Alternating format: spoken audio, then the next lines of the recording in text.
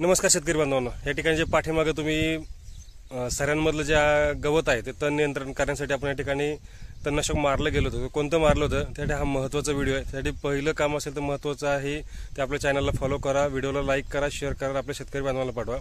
या ठिकाणी शेवंती पीक त्याच प्लसबरोबर कोबी पीक आपण आंतरपीक घेतलं होतं. याच्यामध्ये आपण तणनाशक मारलं होतं. तर तणनाशक मारताना या ठिकाणी आपण पॅराकॉट हे मारलं होतं. आता बरेचसे शेतकरी बांधव म्हणतील पॅराकॉट म्हणजे नेमकी काय. तर या ठिकाणी पॅराकॉट म्हणजे ग्रामोक्झोन आपलं याचं येतं सिजंटा क्रॉप सायन्सचं येतं ग्रामोक्झोन आहे, धानुकाचं ओझोन आहे, ते आपण या ठिकाणी मारलं होतं.